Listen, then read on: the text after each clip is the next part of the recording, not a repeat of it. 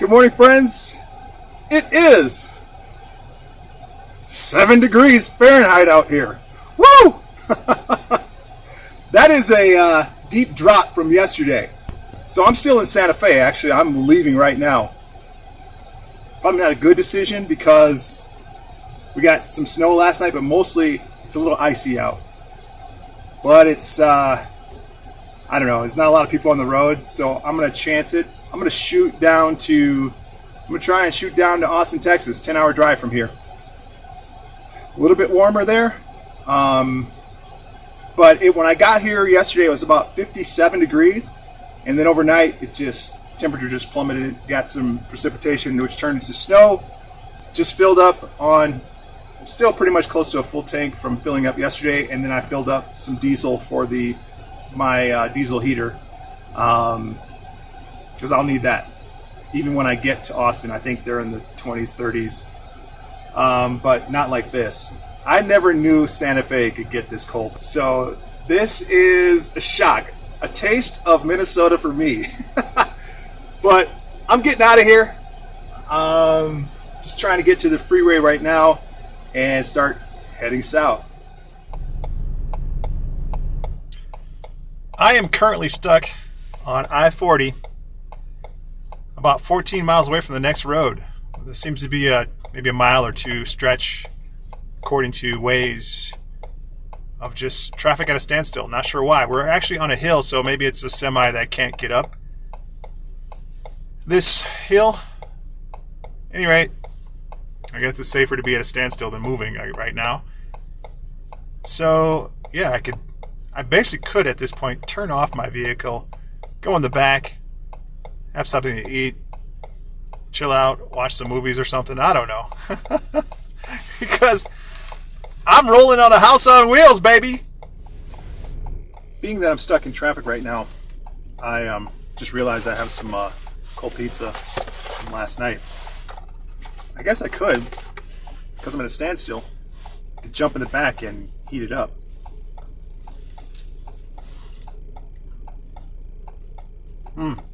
But nothing wrong with cold pizza. Not sure how long we're going to be here, but as I said, I got my house on wheels. Go to the bathroom, eat, got plenty of fluids on board. We're good. This is just a rest stop, a temporary rest stop on I-40 in the middle of the day. So this traffic jam ended up lasting well over 40 minutes. So I figured this is a great opportunity to jump in the back, turn off the camera, and take an opportunity to go to the restroom. Just as I started to prepare to relieve myself, I hear engines starting up and traffic started to move. So I jumped in the driver's seat and proceeded down the road. It was about an hour into my drive, very slow going, that I realized, hey, I hadn't turned my camera on. So I turned my camera on just to chime in and give an update. Just had to chime in. I just had like 12 to 15 miles of hell. And I'm on the same road, but I noticed there's a sign that said leaving District 3 and entering 4 or 5, I don't know. But as soon as I saw that sign, the road just smoothed out. That last portion, no one plowed it. So they plowed this, obviously. It's smooth as butter. My van, I felt like my van was going to shake apart on the last stretch of road there. Like I say, 12 to 15 miles of just washboard, hard washboard, and now smooth like butter. Love it. And nobody hardly on this road. Maybe this was why the Waze kind of redirected me. I think it was supposed to go another route, and they redirected me this route, mainly because probably traffic on the other roads. 40 was having some issues. This seems to be plowed. I mean, not as best as it could. It's not totally clear. And again, it's only 7 degrees Fahrenheit out today. Oh, 3 degrees. We just dropped a few degrees in the last 5 minutes. but I'm impressed. So it's a matter of one district to another, how they take care of the roads. And again, there's nobody on this road. I love it. And miles and miles of just pasture land, grazing land. I've seen a few cows. That's about it. Still close to a full tank because I've been driving so slow the last hour. So I'm not worried about anything. I've got about another 20 miles before I hit the next road. Yeah, but I haven't made much progress actually in the last 2 hours because we had that shutdown or stop on I-40. But that's okay. I'm taking my time, enjoying the scenery, enjoying this moment. Yeah. I am just outside of Roswell, just passed through the town of Roswell, New Mexico. Didn't see any aliens. At least I didn't think I saw any aliens. I mean, I could have, but they could have been disguised. So, my goodness. I've got about 2.5 hours on this road. Right now, if the roads are clear, I prefer to be on a major interstate. That way I've got access to rest stops, things that I may need, gas stations, those kind of things. Whereas I'm on a road like this, for miles and miles, you see nothing. Nothing. Woo! At this point in the journey, I was nearly 14 hours into my drive from when I left Santa Fe, New Mexico. And I was experiencing some extreme road fatigue and was looking for a place to bed down for the night. As soon as I got on this highway, things got a little hairy, and there's really no way off unless into the ditch. So I had to plow through. Now it clears up. It was clearing up like this once in a while, and then it would get a little hairy again. This is actually pretty good compared to what I've been. As soon as I put the camera on. I came out of it. I don't want it back, but as soon as I put the camera on, I came out of it, which is good. So I've got another 12 miles to go before I hit, I think I'm onto another interstate. Yeah, so far so good here. I like this in comparison to what I was in. And again, the nice thing is hardly anybody on the road. So I just decided to keep driving because I feel confident because I got food, I got heat, I got water, I got all the supplies I need. So that's kind of why I feel confident. If I were in a car and I was just coming through, I didn't have much. I mean, I even got all my cold weather gear in here, my boots, everything that I need to survive. I almost got stuck once because I slowed down.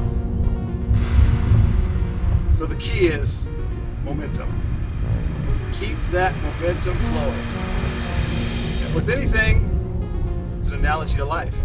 You're moving and grooving. If you don't stop, you're going for your goal. You're going to make it there. Whatever that may be for you. Don't stop. Keep on pushing. Hey friends, sorry for the lack of quality. Whatever that beam of light is going through there. There it is. There's a parking lot light out there. So I made it to Walmart. I'm about 2.5 hours out from getting to Austin. Those roads are sketchy. Hardly anybody out there. Just me and maybe a couple other people. That was it. Most people had 4-wheel drive. I'm amazed that I pushed through the stuff that I pushed through. It was sketchy. It was like so random. It was like you'd have 12 to 14 inches of snow, blown over snow in the road.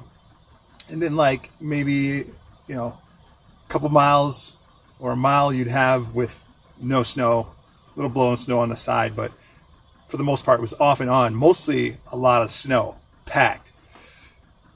But it appears that somebody else had done the same thing a few hours before me. So I was following their tracks and I made it through just before, I think I'm in Brown something. I can't remember. I'll put it in the description or something. But this town I'm in got a Walmart. I tell you, they made a shopper out of me, because just that one simple thing of providing some little shelter where I can go sleep for the night.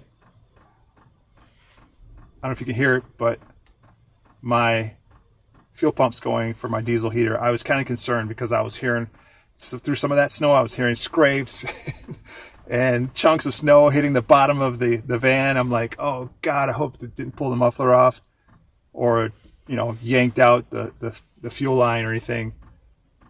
I was so stoked when I actually pulled over into the parking lot here, and I actually had to take my knife and get some ice off, and then scrape around the hole of the exhaust port for the diesel heater.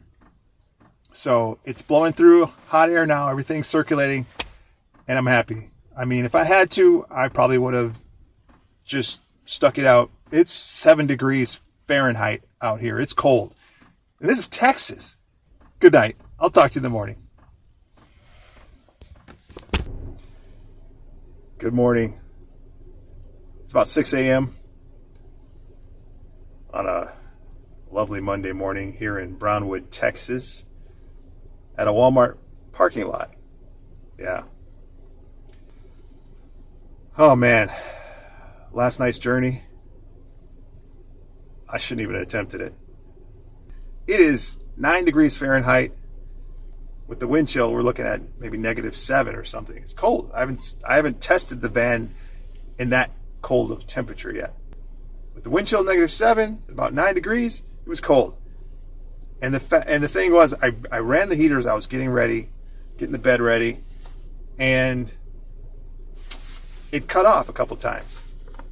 And I thought, that's funny. And the third time, I got in my sleeping bag and got the wool blanket over me, which I'm so happy I have.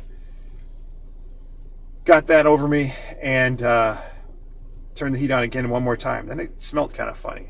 Then I started thinking, oh, I forgot. The fresh air intake is also under the van, about 2 to 3 feet away from the exhaust part. I figured that was mostly snowed over too as well. I wasn't crawling under the van to try and free that up in this cold weather. So I just turned it off and said, you know what, I'm going to chance it. So I got nearly 4 hours of sleep. I've been up for an hour now. It's about 6:08 right now. And I was woken up by the cold. I mean, it wasn't freezing, because I looked at my water in the van. There was no ice crystals in there, so it wasn't freezing in here, but it was cold. I mean, I had my balaclava on like this, sleeping bag, the mummy bag, all over my face, and it was. I mean, I guess I could have slept some more, but I think I was just kind of just freaked out by the cold. It's been, God, when did I leave my last campsite? Did I leave? Has it? Maybe it's been close to a week since I've had a shower. So I think I'm going to stay at a hotel a couple nights, check out maybe Wednesday morning, which I think it's supposed to be close to 40 in Texas. I'm good with that. I just need all the stuff to melt off the bottom of my vehicle, and then I really want to go through with the fine-tooth comb and just check out my Chinese diesel heater system, make sure everything's running the way it should be, and then I can go back to stealth camping, find a campsite, whatever. So yeah, I'm happy I made it here. Kids, don't try this at home unless you have 4-wheel drive. Now, if I had a Mercedes Sprinter 4x4 Winnebago Revel, I have no problem. Got the ground clearance, got the 4-wheel drive, stand up in that sucker. That's truly a home on wheels. That's my ideal van setup. But right off the assembly line right now, you're pushing to close to $200,000. That's a house. Jeez. All right, let me stop yammering on and get some gas and get back on the road here.